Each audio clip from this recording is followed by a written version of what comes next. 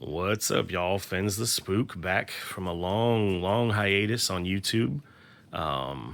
This was actually intended to be an X video, a comic haul video for X, but apparently X has a size limit and I passed it. And if I'm going to shoot a video of a certain length and size, I'm just going to make it good rather than just do this half-ass 2-minute thing. So this will probably be like 5+ minutes. I'm going to start posting these on my YouTube channel again like I used to.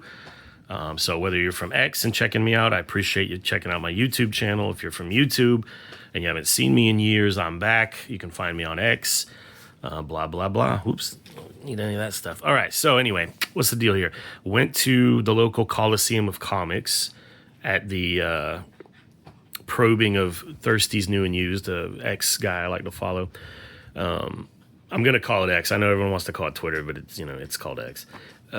He pointed out that this Teen Titans reprint had come out today, this facsimile, first Teen Titans with Wonder Girl in it. And my dog is about to bust this up, dude. Don't get in my camera, please. There he is. So, anyway, this came out, and I just love these reproduction books, man. They're just really cool. And then there was this one, which Dad's Den turned me on to. I had to get this one. Just a great, more fun Golden Age book with Spectre and Fate. And Dad's Den, I think you're right, man. I think these are newsprint. This is really cool. I'm really into these. So I went there to just pick up a couple of cheap reprints. I ended up getting all of this. So thanks, Thirsties. You sent me into a financial tailspin today, man. First thing I had to get was these pocket editions. I saw these when we walked in. These are really cool, man. I like Kingdom Come. I'm not really into most modern comics, but Kingdom Come is probably one of my favorite comic stories. And, All-Star Superman is just considered sort of one of the quintessential Superman titles. And they're in this pocket format, which I'm just a sucker for. You can see, let me see, what do I have that'll give you scale here? I guess a Coke bottle.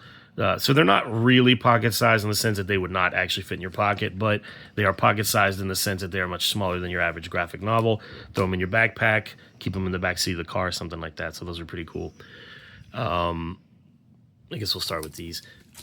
So Colosseum of Comics, I don't know if you know about them. They're Florida-based. They might be in other states too, but they're from Florida.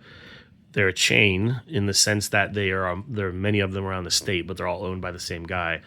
They're actually showcasing an All-Star Comics first appearance of Wonder Woman with the JSA right now at their store in Orlando. But anyway, they're a big outfit. But each store does different stuff. Some of them are gaming-oriented, some are toy-oriented, some are vintage comic-oriented. Our local one is gaming-oriented, so I really didn't think to even check there, but I went in there, they had some cool wall books, some Superman Silver Age, Kurt Swan stuff. I think these were like $20. Pretty good shape, Yeah, $20. Nothing crazy, but just some ones I didn't have for the run. I mean, not that I'm realistically putting a Superman run together here, but I like some silver and bronze. And then there was some wall books. Hold on, I'm about to lose the camera here. Sorry for the kind of guerrilla cinematography. It's just kind of the way I like to do things. I'm not into production and stuff. I just want it to feel like we're hanging out for a minute. You know what I mean? So yeah, they had some Silver Age Superman up on the wall. I don't think they sell a lot of this stuff because the guy kind of seemed incredulous that I was going to buy all of these. I'm not sure why. This one was probably, I don't know if I should have bought this. $100. Wasn't really looking to get into, I wasn't looking to get into any of this today, to be honest with you. I was just looking to go for those. Ended up, you know how it goes. That's why we work, right? That's why we work. So yeah, Justice League 25, nice early cover, very classic. Just all your characters on there, very well drawn, very clean. Probably a little bit of an overpay, but honestly, it was just, I was excited to see good vintage and just, pulled the trigger. The Superman we talked about. Superboy. I don't usually collect Superboy, but I like the Dragon covers. There's a lot of them in that run. And this is a reoccurring character, where he displays like images in between his horns of another dimension. It occurs in some of the Supergirl stories as well. So it's a fairly well-known reoccurring character in the Superman family. And that takes care of those. And then, just in the kind of quote unquote cheap bins, I've been wanting to get into All-Star /JSA.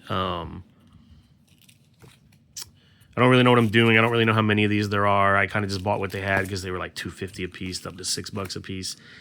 I remember these were like $1 a piece, but whatever, you know, inflation, COVID, tariffs, whatever you want to call it.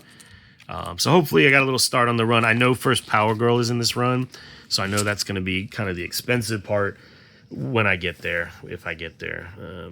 So anyway, yeah. So I'll be doing these little update videos. I'll probably be doing them on YouTube, like I said, because Twitter just doesn't, or X just doesn't allow for the upload of that size. Or I guess maybe because I'm not using a premium account. So they'll be coming onto YouTube. Feel free to subscribe, check it out. Good hanging with you guys. We'll see you next time.